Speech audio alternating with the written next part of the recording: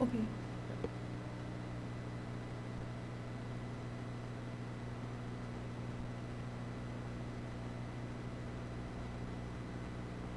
What was the image?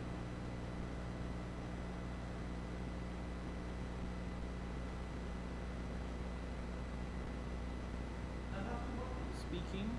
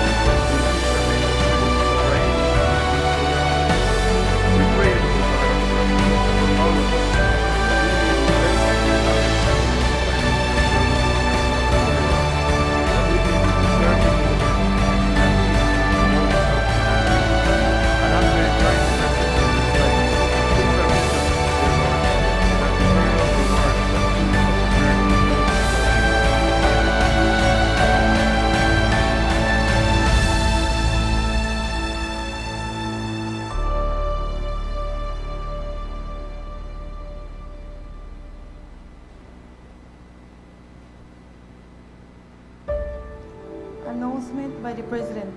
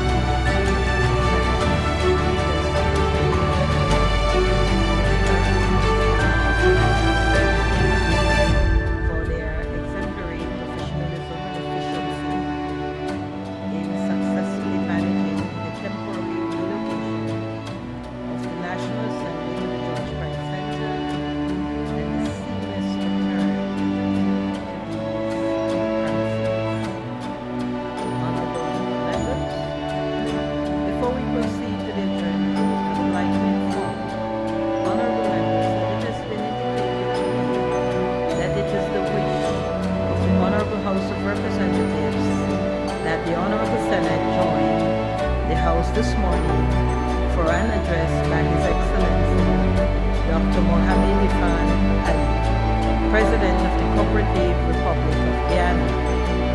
As per the program of activities that was circulated, senators will be receiving a guided tour of the renovated National Assembly building, followed by a documentary screening in Committee Room 1 on the third floor.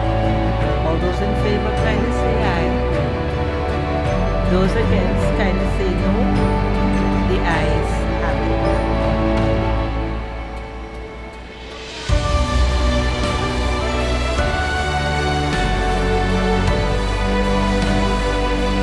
I recognize the leader of government business.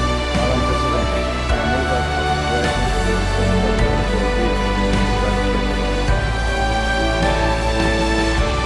Honorable members, the question is that at its rising day, the Senate adjourns the date to be fixed by the President. All those in favor kindly say aye. Those against kindly say no. The ayes have it.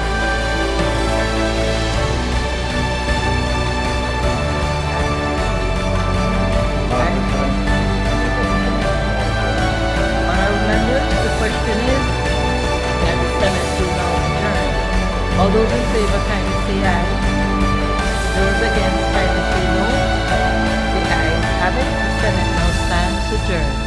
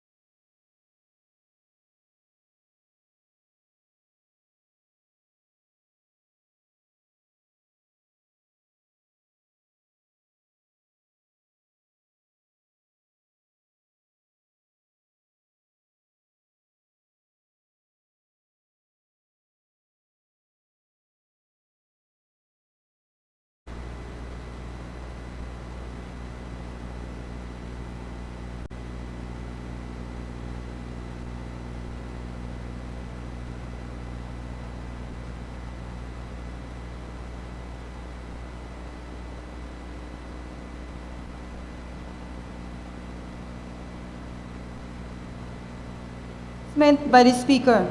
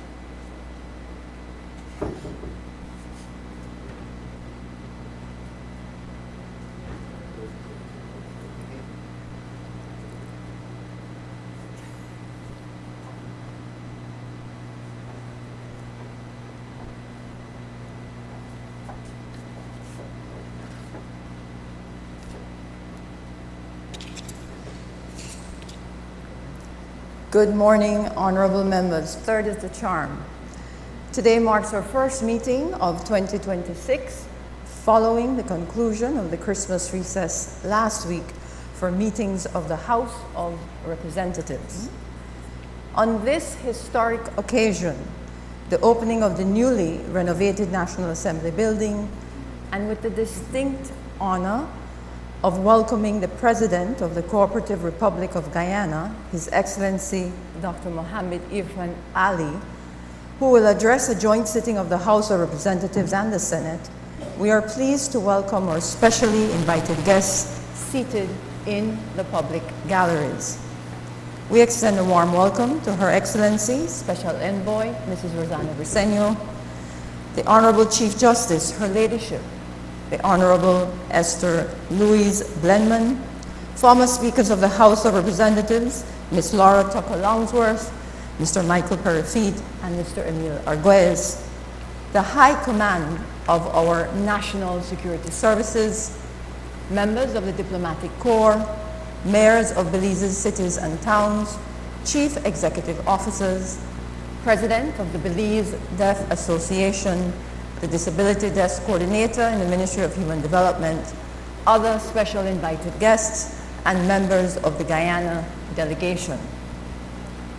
Honorable members, it has been quite some time since our public galleries have been filled, and we hope that members of the public will once again join us from time to time in witnessing the meetings here.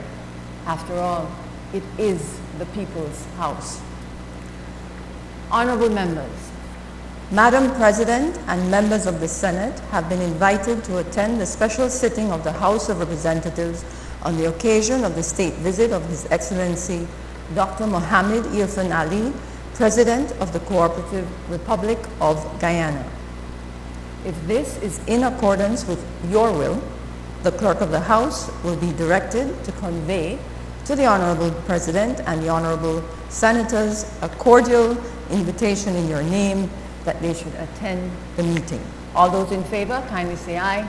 Aye. Those against, kindly say no. I think the ayes have it. Clerk, kindly bring the President and members of the Senate to join us in the chamber.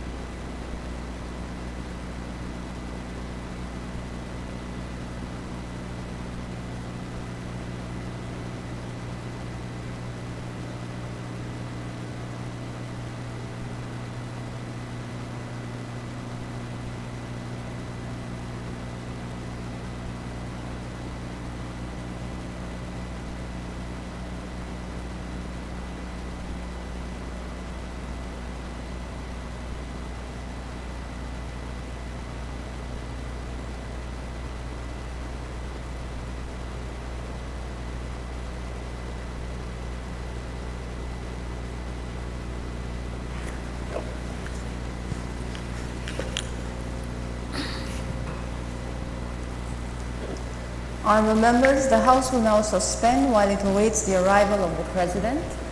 I invite Madam President, the Leader of the Opposition, Minister of Foreign Affairs, Clerk, and the Mace Bearer to join me at the entrance of the National Assembly to welcome the President.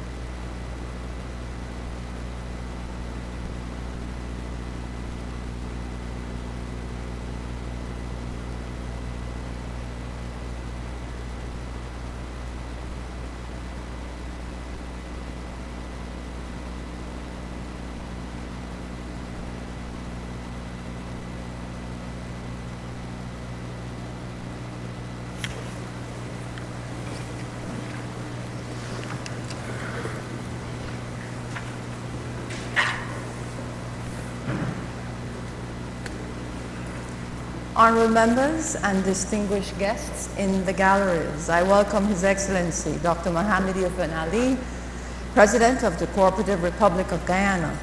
I also wish to welcome Honorable Hugh Hilton Todd, Minister of Foreign Affairs for Guyana, who is our guest in the chamber today. I recognize the Honorable Prime Minister and Minister of Finance, Investment and Economic Transformation, Civil Aviation, and E-Governance.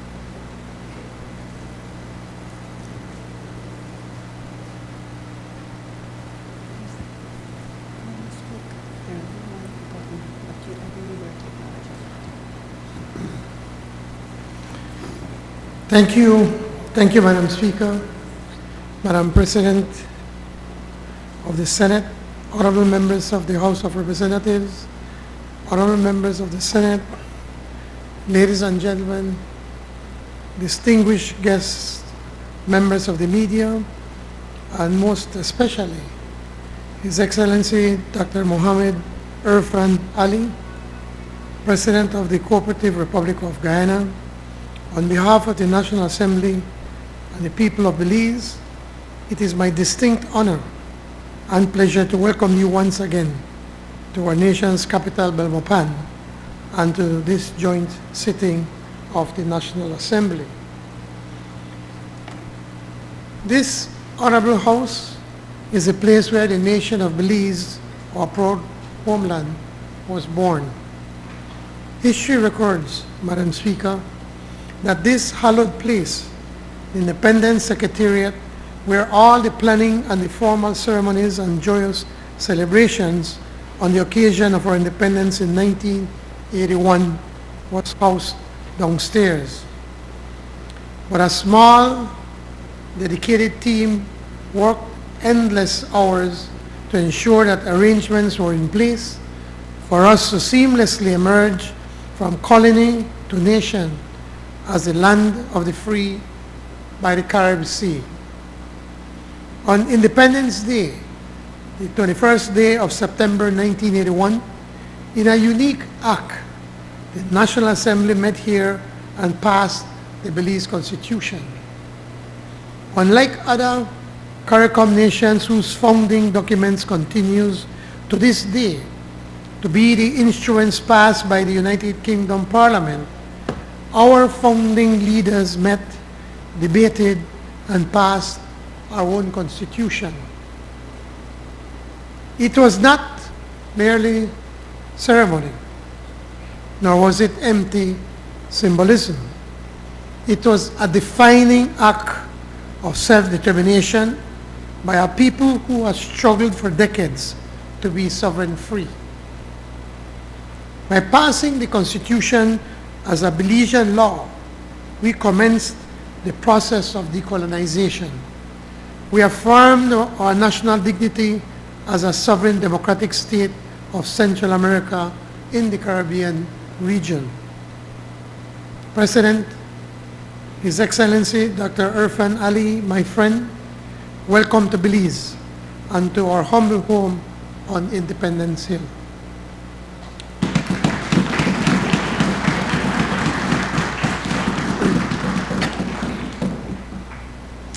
Your visit, the first state visit by a president of the Co-operative Republic of Guyana, is history-making.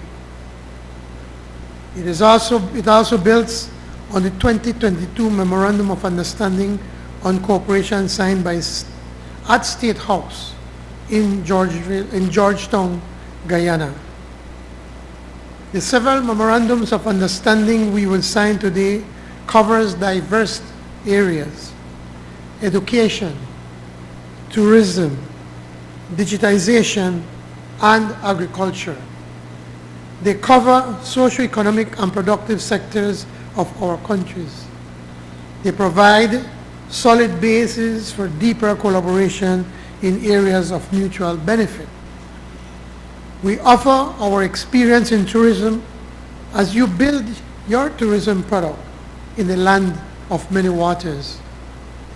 Our geographic similarities provide scope for knowledge sharing. Our expertise in agriculture will be made available and educational opportunities explored.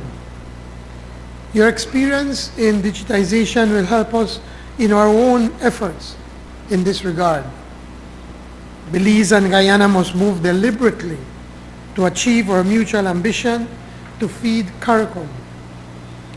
The revised Treaty of Chaguaramus provides this legal framework for free movement of goods within CARICOM. We must leverage our abundant resources, facilitate private sector investment, and reap the benefits of our people. We share a history shaped by sugar. Fields were plowed and cane cut by indentured labor, and sugar exported to Europe by nationalists. As the industry evolved, it provided jobs, educated our children, earned foreign exchange, and drove the development of our colonial societies.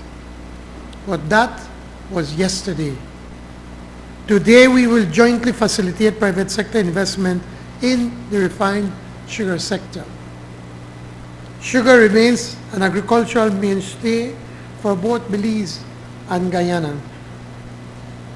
As governments, we will assure the private sector that we will work diligently to ensure that CARICOM is an assured market for Belizean and Guyanese producers of refined sugar. This building, first used on 9 October 1970, was designed to accommodate 18 members, but for 2 decades, our House of Representatives consists of 31 members. Renewal, renovation, repurposing was overdue. Madam President, in the name of the government and people of Belize, permit me to offer our sincere gratitude to the government of the Republic of China, Taiwan,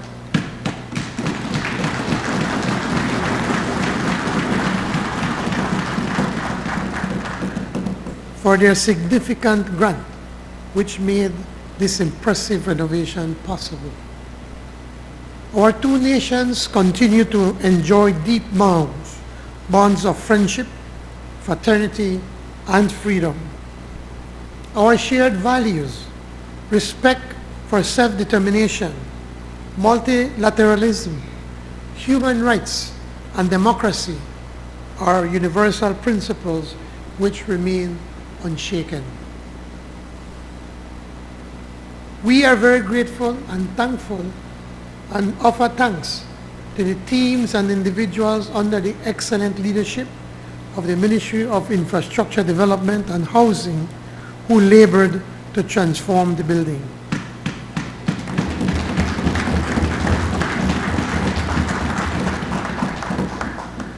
By dint of their industry, we are now be able to do the people's work in facilities that meet the needs of modern Belize. This, Madam Speaker, is the house where we work, an essential part of the democratic process. It is where we debate the bills, motions, and resolutions that are essential for the public affairs of our country. Since 1981, Belize has held 10 general elections. Governments have peacefully exchanged hands 6 times. Our democratic traditions are deeply ingrained in the DNA of every Belizean.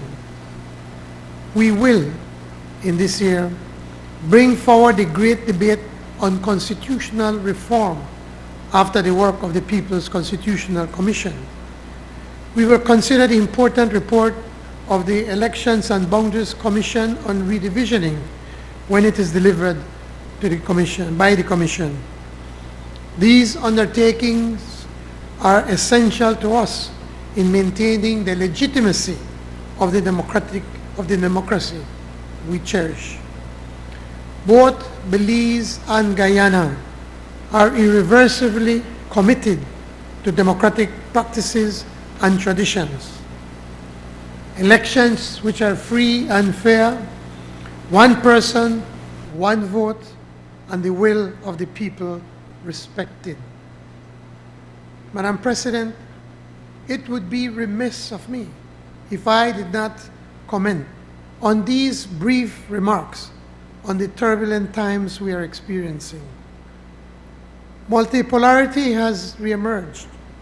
Multilateralism is on the decline. Tariff wars breed instability and uncertainty. Might is no right. Borders are being transactional.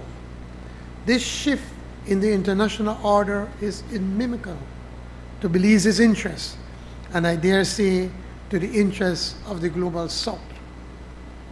Belize's existence depends on a world in which multilateralism prevails, where fundamental international norms guide our relations.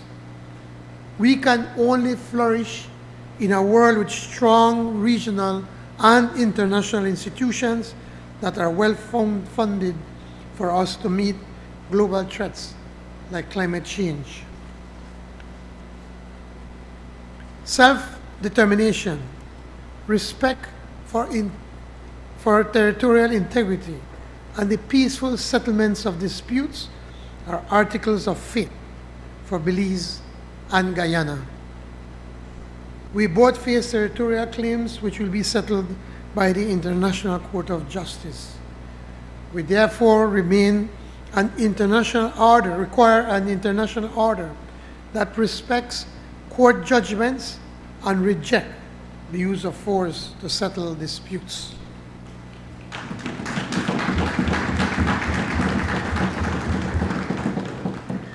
We say unequivocally that the Caribbean should be a zone of peace. Madam Speaker, Belize believes in the non-interference in internal affairs of states. We view with serious concern recent events in our region which clearly undermine this principle.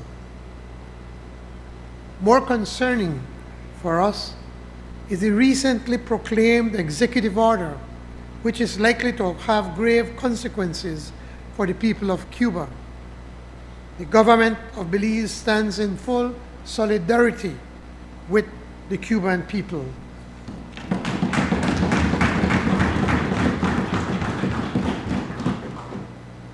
We call for urgent good faith talks to avert a humanitarian crisis which is likely to emerge in the Republic of Cuba if there is ever decreasing deliveries of petroleum products. A manufactured humanitarian disaster is neither moral nor is it illegal.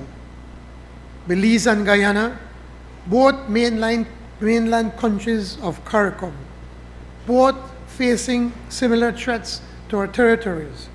We are the agricultural powerhouse of CARICOM.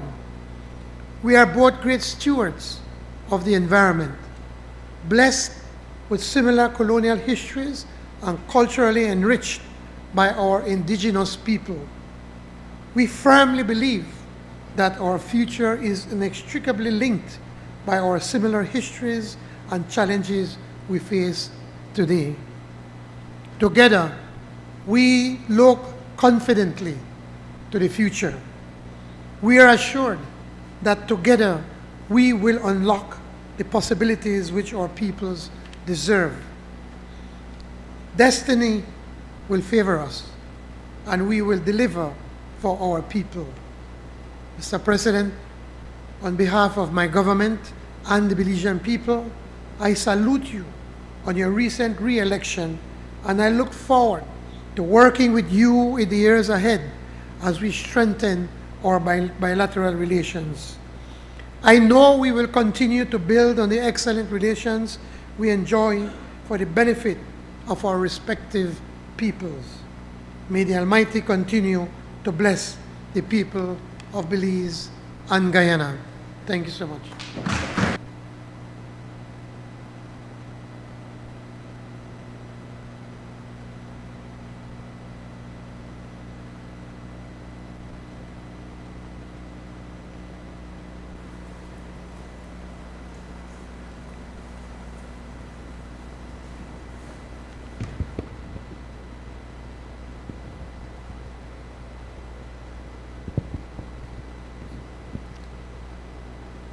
The Honorable President of the Senate, Honorable Colin Trench Sandiford, and Honorable Senators, the Honorable Speaker of the House of Representatives, Valerie Woods, the Honorable Prime Minister, John Bricino, and members of the Cabinet, the Honorable Leader of the Opposition, and members of the House of Representatives, Special Envoy Her Excellency Rosanna Bricino, members of the Diplomatic Corps, and invited guests. It is a great honor to stand before this assembly in the spirit of friendship and shared purpose that has long united Belize and Guyana.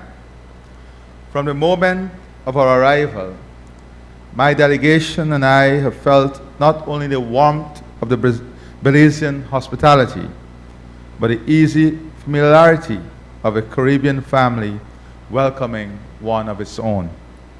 I am deeply honored to have been invited on a state visit to this magnificent country, an expression of the highest respect between sovereign nations, and a moment to reaffirm the bonds that connect our peoples, our institutions, and our shared aspirations.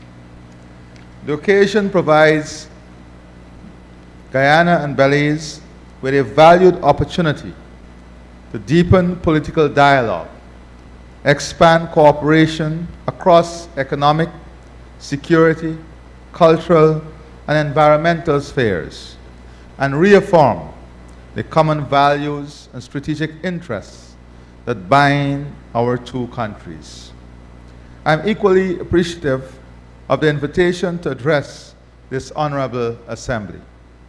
This House stands as the guardian of Belize's democracy.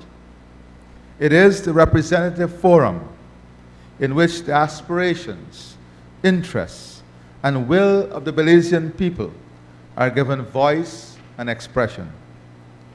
Precisely because this assembly embodies the democratic will and sovereign authority of the Belizean people, it provides a most fitting setting in which to reflect on the deeper bonds that unite our two nations. Belize and Guyana are bound by more than diplomacy.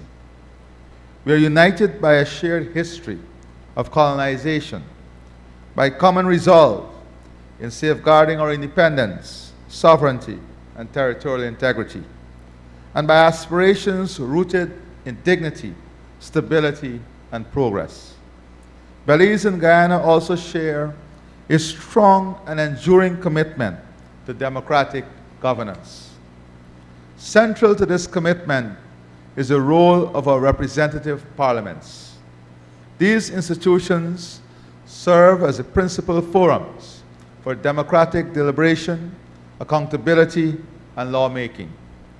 Through our representative assemblies, the voices of our citizens are expressed, national priorities are debated, and governments are held to account. In this way, democracy is reinforced not only as a system of governance, but as a shared value that underpins political stability and national development in both our countries. Belize and Guyana are both small states, richly endowed with natural resources, including environmental assets and ecosystems of global significance. Our two countries possess some of the most diverse and valuable ecosystems in the Caribbean, encompassing vast tracts of tropical forests, extensive freshwater resources, and extraordinary biodiversity that place us among the world's most environmentally significant small states. Our territories include critical habitats that support unique flora and fauna, provide essential ecosystem services such as carbon sequestration and climate regulation, and sustain livelihoods through agriculture, forestry, fisheries, and ecotourism. At the same time, these natural endowments carry global responsibilities. Belize and Guyana serve as careful custodians of environmental heritage, whose preservation is vital not only to our national development, but also to regional and global ecological balance.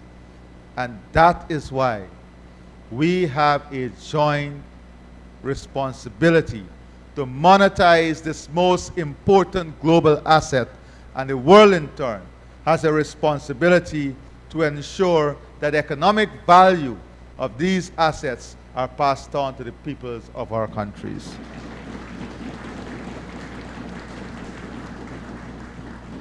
It must therefore be our resolve to win this battle of monetization now, so that successive generations from now would inherit this same rich value we have today. We are proud members of the Caribbean community, a regional family founded on cooperation, integration, and collective self-reliance. Through this shared membership, Belize and Guyana strengthen our capacity to address common challenges, advance regional development, and project a united and constructive voice on the global stage. Above all, Belize and Guyana share a principled commitment to the peaceful settlement of disputes. We have consistently chosen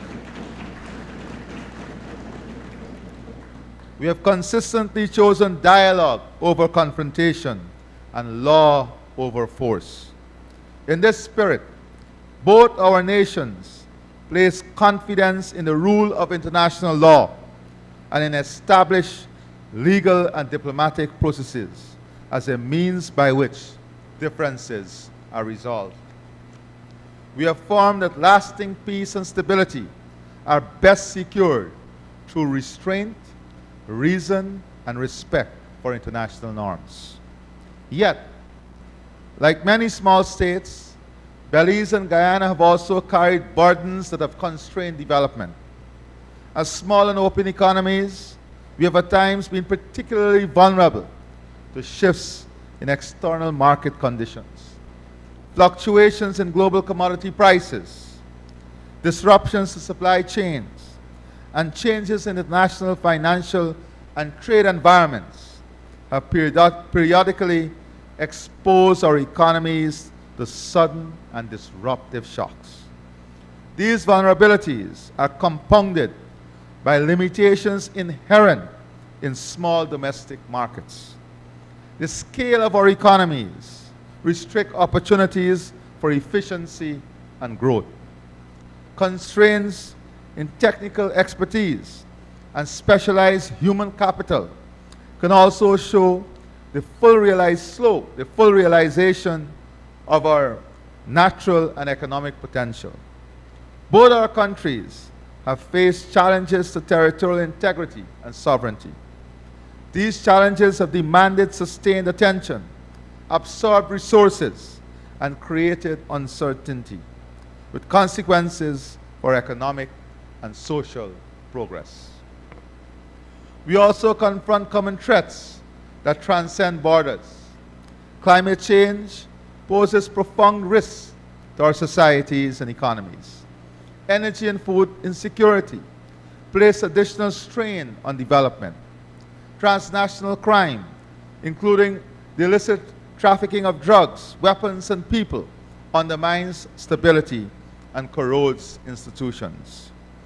These challenges facing small states in our hemisphere are becoming more acute and more complex. Climate change continues to threaten coastlines, food systems, and water security. Energy insecurity and volatility in global markets expose our economies to shocks beyond our control. Food insecurity, driven by climate events and external disruptions, places additional strain on vulnerable populations. That is why, Prime Minister, my dear friend, I agree with you that Belize and Guyana must lead in the food security of this region. And when we make this investment, human, financial, and technological investment, the region must in turn have a fair trade system in which our produce and production is not subjected to the bureaucracy of the system, or is not subjected to artificial barriers of trade that affect this region.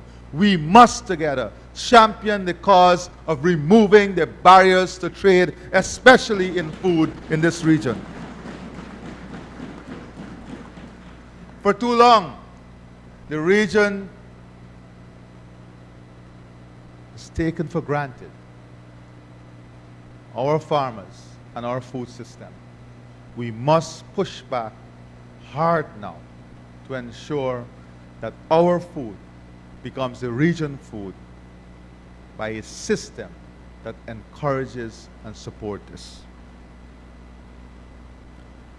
As I said, climate change continues to threaten coastlines, food systems, and water security. Food insecurity driven by climate events and external disruptions place additional strain on vulnerable populations.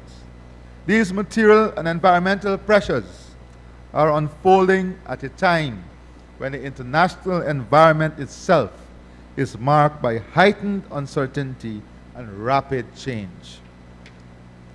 For small states, this underscores the importance of stable institutions, predictable rules, and cooperative approaches to global problem solving. When international conditions become less predictable, small economies face higher costs, reduced market access, and fewer opportunities for growth. In such circumstances, the consistent application of agreed rules and respect for established processes become even more vital to safeguarding sovereignty and development. These dynamics make it more challenging for small states to pursue sustainable development. They also reinforce the case for partnership, dialogue, and collective engagement as the most effective means by which small nations can protect their interests and advance their aspirations in the global arena. These realities compel us to ask a fundamental question. How can small states facing existential threats and operating in a complex and demanding international environment secure their well-being and advance sustainable development? I suggest that the answer does not lie in a single solution. It lies in a strategic set of mutually reinforcing approaches. First, we must continue to deepen regional cooperation. And we must look at best practices in the region itself. And we must be able not only to look at those best practices, but to embrace those practices. Build capacity among each other. Advance capacity among each other. And that is what Belize and Guyana, that is what we're celebrating here today. The exchange of ideas, technology, and systems that are localized, that are proven to be effective within our own ecosystem. And when we trust each other to transfer our localized technology to support the growth and development of each other, we become stronger, more resilient, and definitely more independent. And that is what we celebrate today. Through shared membership in regional organizations, small states find strength in numbers. These institutions enable us to protect national interests whilst advancing shared objectives, whether in trade, climate action, or collective security. Regional cooperation is not a surrender of sovereignty. It is a reinforcement of that sovereignty. By acting collectively, small states are better able to negotiate from a position of confidence and to speak with a unified and constructive voice in global affairs. This enhances influence, strengthens resilience, and expands opportunities. Regional integration also creates a broader and more assured economic base within which our countries can trade and invest with greater confidence. You know, the irony of the region is that our nurses are good enough to be trained in this region and pursued by the advanced markets in UK, Canada, European Union. But our education system is not good enough in those same markets for them to compensate us for the training of these nurses. If the end product is good enough for your market, then surely the system that developed that product must be of the class and standard that your market requires.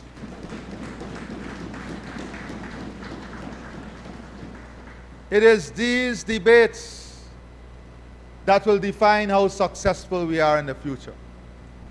We must not shoot ourselves down by saying to the world our educational system is no good. Yes, there might be challenges, but it is the same education system that is providing the nurses, the doctors, the technicians, the construction workers that they seek after. Unless, as a collective,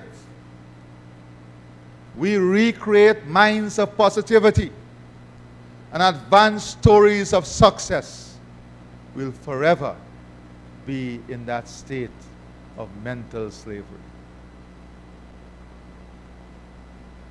And this is something Belize and Guyana must champion.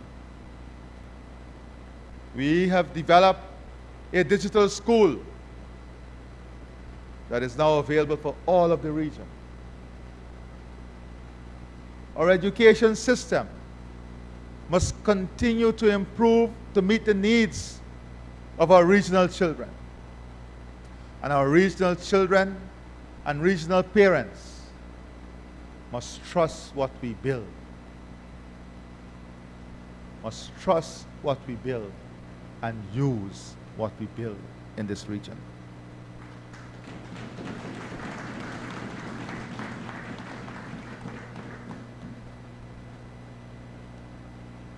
By acting collectively, small states are better able to negotiate from a position of confidence and to speak with a unified and constructive voice in global affairs. This enhanced influence strengthens resilience and expands opportunity. Regional integration also creates a broader and more assured economic space within which our countries can trade and invest with greater confidence. The movement toward a CARICOM single market and economy offers a shared market that facilitates the movement of labor, capital, goods and services, strengthening competitiveness and widening opportunity for all member states. Despite the challenge it has faced over the decades, the Caribbean community has stood the test of time. I repeat that. The Caribbean community has stood the test of time. For more than 50 years, CARICOM has remained intact, resilient, and relevant in a changing global environment. Its endurance speaks to the strength and value of the regional ideal. It is now incumbent upon us to make the community stronger, more responsive, and better equipped to serve both the collective and national interests of our peoples. This requires renewal, commitment, and a shared sense of purpose. Within CARICOM, differences of opinions should not be viewed as divisive. While we must strive and strive earnestly for consensus, a plurality of views and at times divergence in perspectives are essential to the vitality of our deliberations. Such diversity sharpens analysis, strengthens decision-making, and ensures that outcomes are more inclusive and reflective of our lived realities. Respectful disagreements is not a source of fragmentation. It is often a wellspring of collective strength. The recently concluded partnership agreement between the European Union and Mercosur stands as a clear illustration of the benefits of interregional cooperation in a complex and evolving global economy. It reflects a growing recognition that collective engagement across regions can expand market access, strengthen economic resilience, and enhance influence for participating states. This agreement forms part of a broader and accelerating global trend. Across regions, countries are deepening economic partnerships, both within regions and between them, as practical and forward-looking responses to uncertainty and change. This development underscores the enduring relevance of cooperation, integration, and partnership as effective tools for advancing shared prosperity and mutual interests. In navigating a demanding global environment, small states must continue to place confidence in the international rule of law and in the value of multilateral engagement.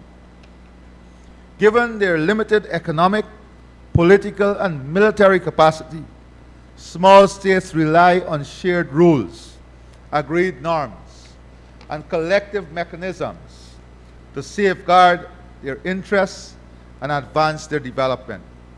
International law for small states is not an abstraction, it is a practical and essential safeguard. It provides predictability, encourages restraint, and offers peaceful means for the resolution of disputes. For this reason, small states have a strong and enduring interest in active participation in multilateral institutions. Through these frameworks, states, large and small, engage on the basis of agreed principles and mutual respect. Such engagements help to ensure that differences are managed through dialogue, cooperation, and established processes. Multilateral engagement is therefore not a matter of convenience for small states. It is necessity. It provides the rules, norms, and collective engagements that ensure smaller nations are heard and our issues are addressed. In a system grounded in cooperation and respect for law, legitimacy carries weight and power is tempered by principle.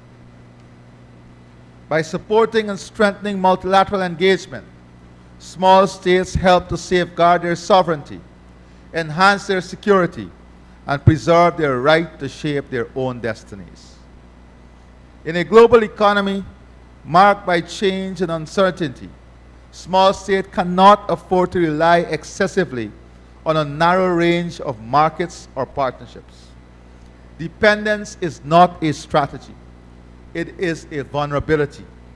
When external conditions shift, those with limited options bear the greatest cost.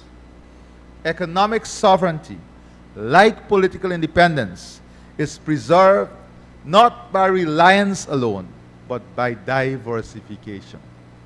For small states, resilience is built through choice. It is strengthened by partnerships that are broad, balanced, and flexible. In this regard, I emphasize the flexibility of our partnerships. Fostering stronger South-South cooperation and expanding trade among developing states should form an important pillar of foreign policy. Such engagement widens opportunity, cushions against external shocks, and reduces structural dependence. Internally, diversification is equally essential. While sectors such as tourism have demonstrated resilience in recent years, small states are most secure when growth is not carried on the shoulders of a few sectors alone. a diversified economy embracing new frontiers such as digitization, technology-driven services, and environmental services is not merely desirable. It is a practical investment in long-term resilience and sustainable development.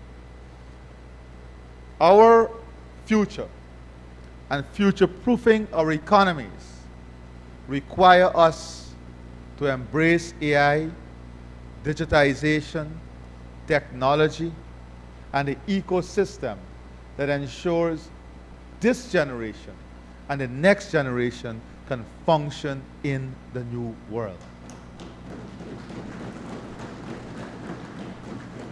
And we must also ensure that the legislative framework and the rules that govern the equitable delivery of these technologies and the moral compass through which these technologies are implemented, that they are in place today to secure our society, our democracy, and our ideals.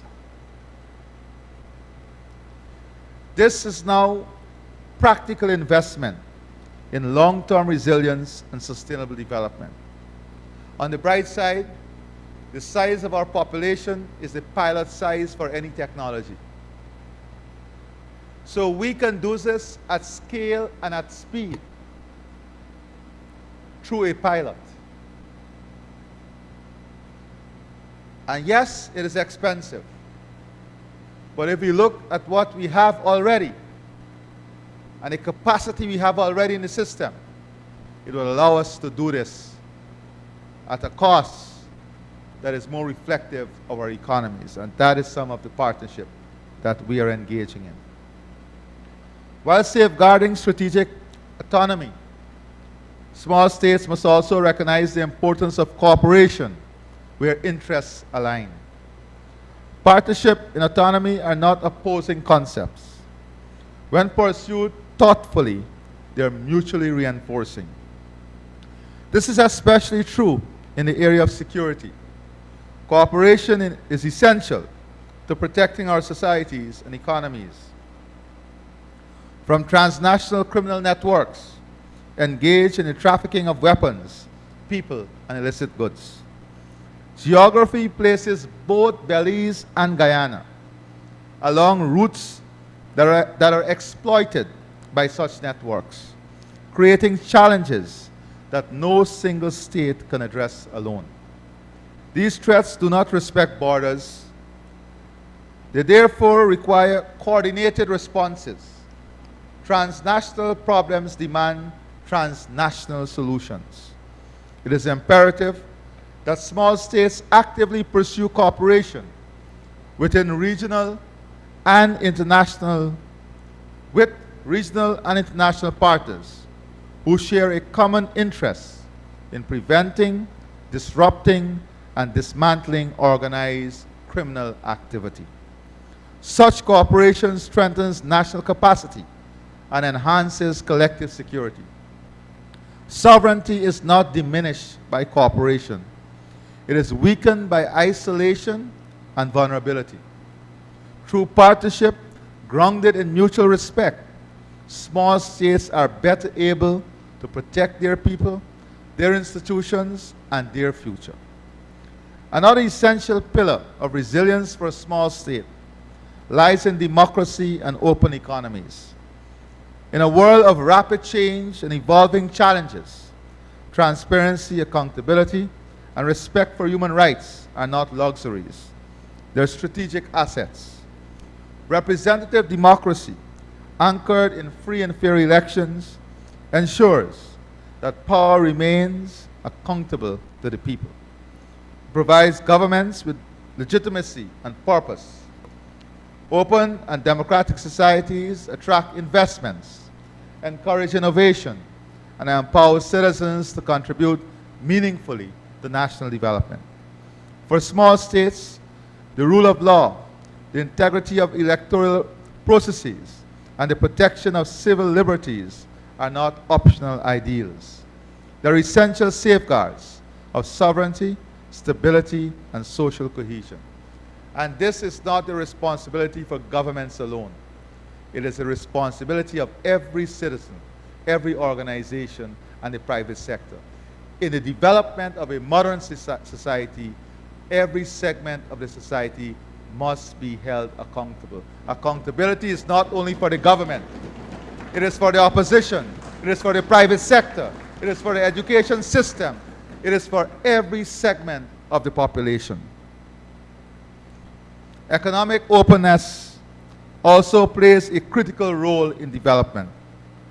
While openness carries risk, it facilitates access to market, capital, technology, and ideals that are vital for growth.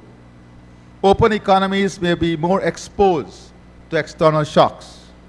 They are also more adaptable and better positioned to recover from disruption. For small states, openness is not an act of recklessness. It is a deliberate and calculated choice, one that expands opportunity while demanding vigilance and sound governance. Democracy and openness are therefore twin engines of resilience, adaptability, and long-term progress. Together, they provide small states with the confidence, credibility, and capacity to navigate uncertainty and advance the well-being of their peoples. It is from this foundation of democratic confidence and openness that we now turn to the most urgent test of collective resilience, one that transcends borders, demands cooperation, and speaks directly to the future of small states. Climate change. Climate change represents the most serious and immediate existential challenge facing small states, including Belize and Guyana.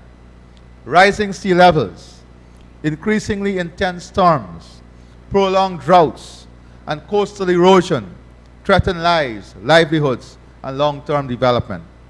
For centuries, with low-lying coastlines and climate-sensitive economies, these impacts are accelerating and demand sustained attention at the national, regional, and global levels.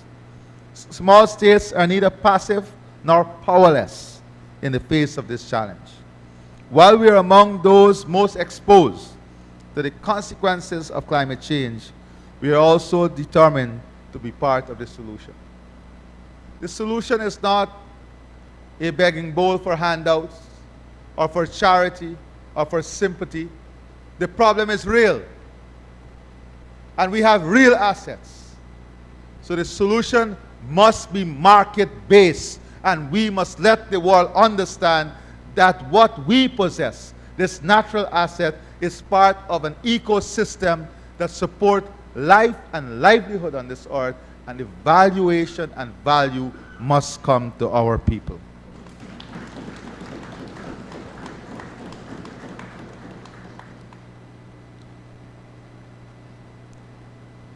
While we are among those most exposed to the consequences, we are also determined, as I said, to be part of the solution. Belize and Guyana have consistently demonstrated leadership in this regard. We provide the world with critical ecosystem and environmental services, including carbon sequestration, biodiversity conservation, and climate regulation. And let me say something on biodiversity. We launched the Global Biodiversity Alliance. We live in a planet today where in the last 60 years we have lost more than 60% of our biodiversity asset globally. Belize and Guyana, we have kept most of ours intact. When biodiversity goes, ecological systems go. Medicine goes, pharmaceutical goes, research and development goes, culture goes, indigenous knowledge goes, because biodiversity supports all of those things. Forest-rich and biodiversity-endowed countries must therefore place appropriate value on these assets and manage them responsibly. In Guyana, we have made it clear that our forests are worth more standing than being felled. Through our low-carbon development strategy, we have begun to translate this principle into action by monetizing the value of forest conservation through jurisdictional carbon credit mechanism. We are also pursuing innovative financing approaches to safeguard biodiversity and strengthen environmental resilience. Food security is another pressing challenge confronting our world and our region. Globally, more than 700 million people face hunger, while billions experience moderate or severe food insecurity. Conflict, climate shocks, supply chain disruptions, and economic volatility have combined to place unprecedented pressure on global food system. Rising food prices have further compounded these pressures, disproportionately affecting small states that rely heavily on food imports and are therefore exposed to external shocks beyond their control. For Belize, Guyana, and the wider Caribbean, food security must mean ensuring that all our peoples have reliable access to affordable, nutritious, and adequate food. Recognizing this imperative, CARICOM has set an ambitious yet achievable target of reducing the region's food import bill by 25% by 2030. And here lies enormous opportunities for Brazil, for Belize and Guyana. Brazil, yes, it's on our mind because as we adopt new technology and look at expanding our food system, it is important that we look at what Brazil is doing. The systems, the technology, the genetics that they're investing in. It's a low-hanging fruit. We have to embrace these changes if we are to be more resilient, sustainable, creating higher yield crops, more resilient to diseases and pests.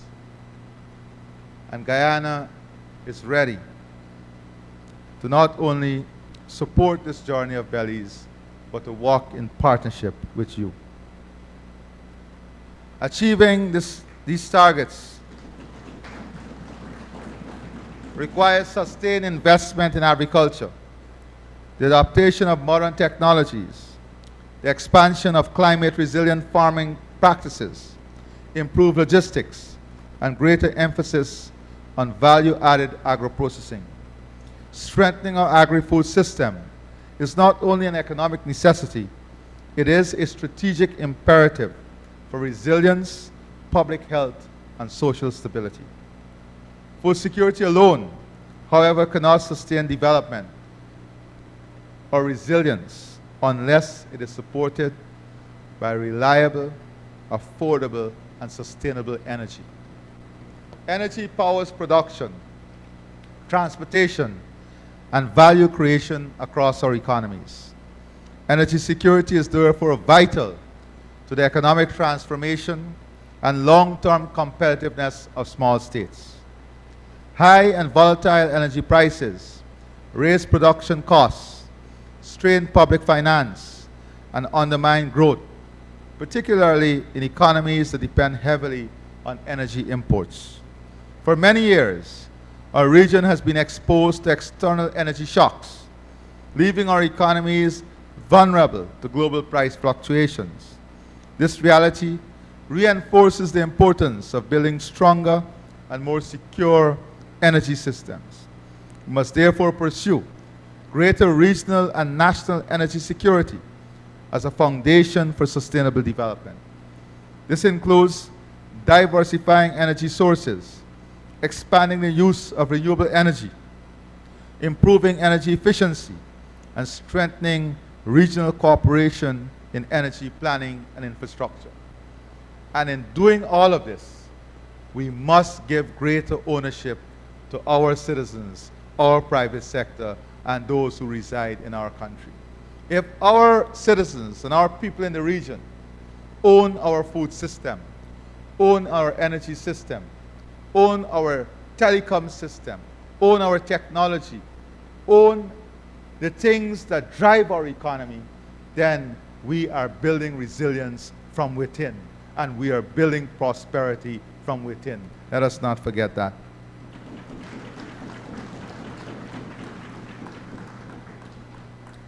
By reducing dependence on imported fossil fuels and stabilizing energy costs, we can accelerate economic progress, enhance resilience, and create a more secure and sustainable future for our peoples.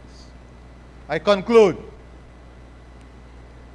by reminding honorable members that throughout history, our peoples and our lands have braved storms, both literal and in metaphor. We have endured the forces of nature. We have resisted enslavement and injustices of indentureship and colonial domination. We have preserved through economic hardship our culture, our systems, and our people. Time and again, Belizeans and Guyanese have demonstrated a steadfast belief in our right to determine our own future. Our history is not one of passivity. It is a history of persistence. That legacy now calls upon us to act with renewed purpose. It calls upon small states to exercise confidence and to play their full and rightful role in shaping the future we seek and the world seek for our peoples. In a rapidly changing world, this requires for us to be nimble, flexible, and adaptable, ready to innovate, ready to cooperate, and ready to seize opportunity, while remaining firmly anchored in the principles that define who we are. With confidence in our people and clarity of purpose, we can meet uncertainty not with fear, but with resolve. Belize and Guyana may be small in size, but we are not small in principle, ambition, or determination. By standing together within our region and beyond, by upholding the rule of law, strengthening democratic institutions, and cooperating strategically, we can ensure that our peoples do more than endure the challenges of our time. We can ensure that they prosper. It is on this foundation of shared values, mutual respect, and common purpose that the partnership between Belize and Guyana will continue to grow. And I assure my dear friend, the Prime Minister, and the people of Belize that the prosperity of Guyana will lead to the prosperity of Belize and the prosperity of this region.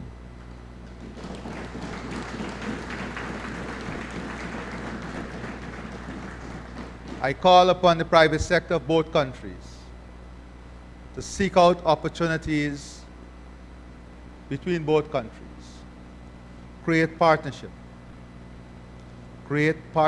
in capital, in talent, in land, in technology, and in market. I can assure you, you have two governments aligned in this vision of empowering the private sector, empowering the people to grow their prosperity, advance their businesses, create jobs, and enhance the economic well-being of the people of both countries. The private sector is central to the expansion of this relationship. The private sector is integral to the expansion of this relationship. Together, we can transform challenges into opportunities and offer our peoples not only security and stability, but confidence in the future they are building. I thank you, honorable members, for the privilege of addressing this assembly. May God bless this honorable assembly. May God continue to bless Belize and Guyana and the enduring bond of friendship between our countries. I thank you, and God bless all of you.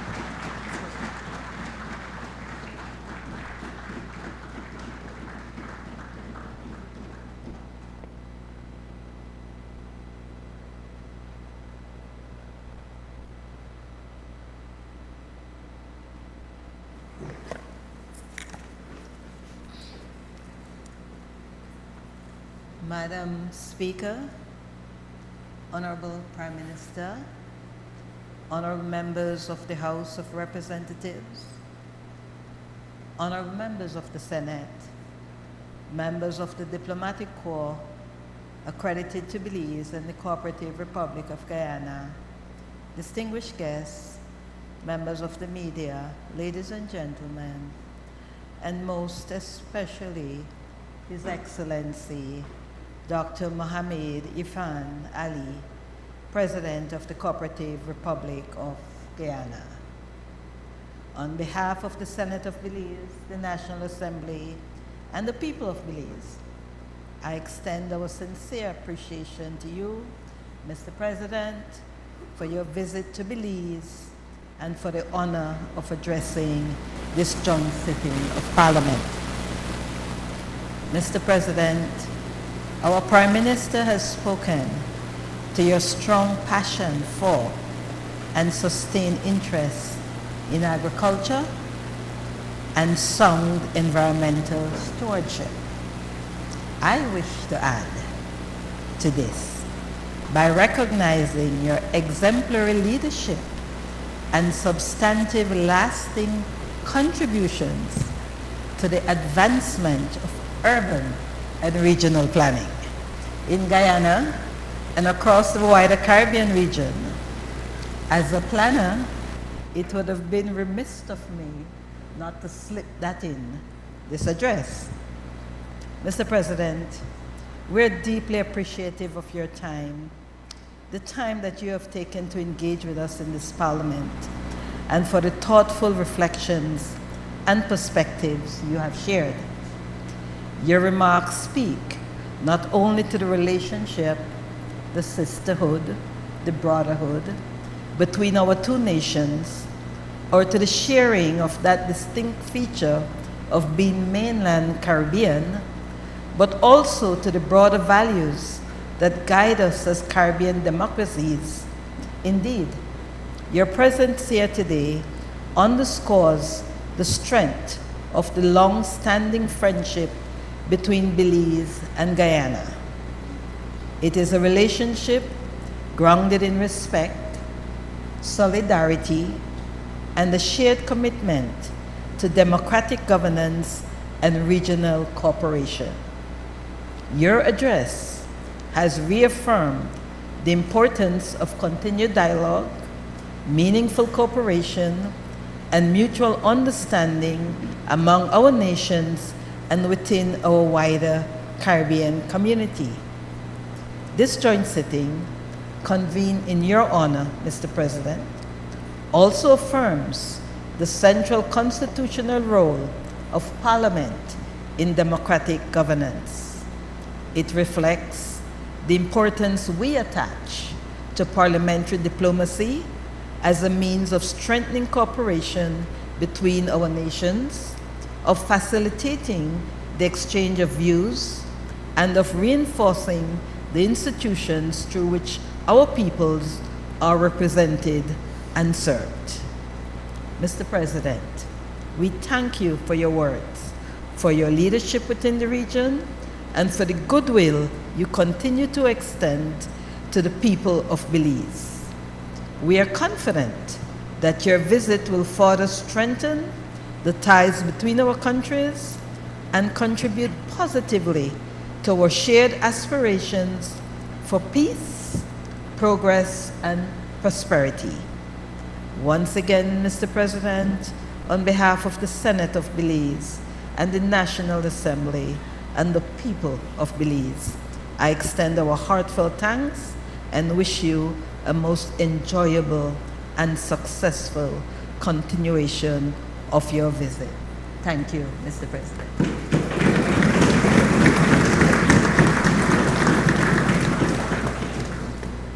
Honorable members, distinguished guests, and Belizeans tuning in at home and abroad. Today's joint sitting was made all the more meaningful by the presence and the address of His Excellency, President Dr. Mohamed Irfaan. Your thoughtful remarks remind us of the enduring bonds of friendship that unite our Caribbean family through CARICOM, and of the strong and long-standing relationship between Belize and the Co-operative Republic of Guyana, rooted in shared history, mutual respect, and a common commitment to regional cooperation and development. On behalf of the National Assembly of Belize, I extend sincere appreciation to His Excellency for his inspiring remarks, which reinforces the value of regional unity and collective action as we work together to meet shared challenges and seize shared opportunities. As today also marks the official launch of the National Assembly's renovations, we have reopened the Parliament building with renewed pride in this institution and its vital role in our democracy. I express special thanks to the Republic of China, Taiwan, for the initial grant that helped to mobilize the renovation project. To the Government of Belize, with particular thanks to Honorable Prime Minister, Minister of Finance, the Honorable John Bersenio, for his support of the vision and project plans from the inception, and to all members of the National Assembly for approving the much-needed budgetary allocations, of course, that made possible the comprehensive and much-needed retrofit and enhancements of this chamber, ensuring safer, more inclusive and modern conditions for all who serve and participate here. I also recognize the valued partnership with the National Institute of Culture and History for the artwork from the National Art Collection of Belize and curated interpretive panels and ongoing initiative, which will support guided tours and promote civic education on the role and work of the National Assembly of Belize. Honorable members, as we prepare to close today's proceedings, it would be remiss of me to not acknowledge the Clerk of the National Assembly.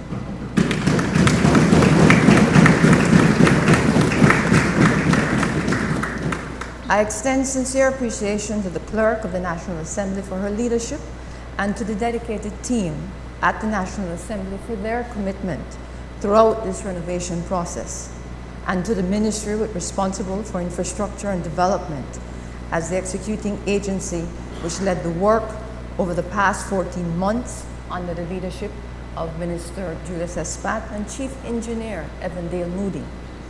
Over the past 14 months, they ensured that they preserved and strengthened this historical building, the home of the people's representatives. May this renewed chamber continue to be a place of robust dialogue. Let me repeat that, robust dialogue, debate, sound decision-making, and service to the people of Belize. And may our work here always reflect the democratic ideals we share as a nation and as members of the wider Caribbean community. I thank you.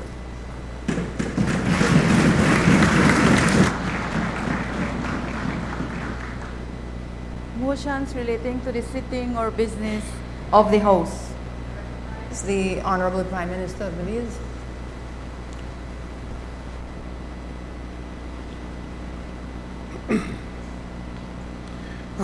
Madam Speaker, I move that the House do now adjourn.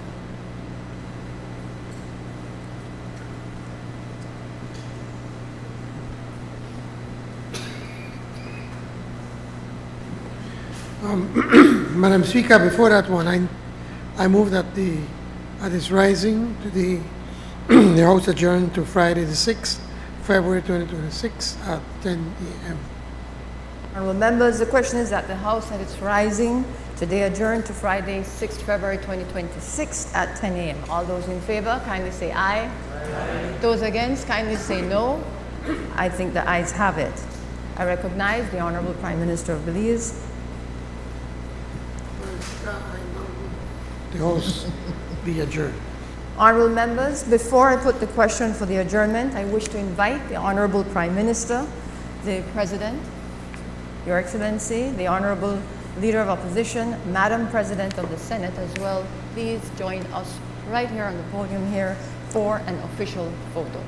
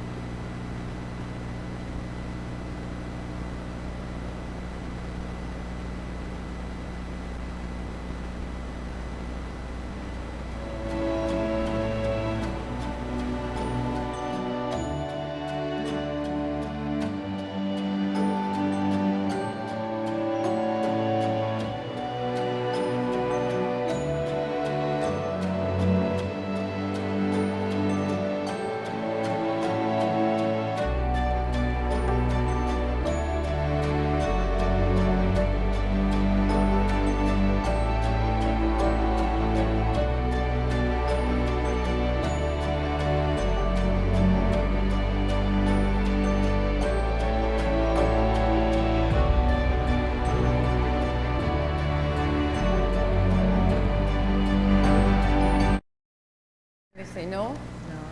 I think the ayes have it.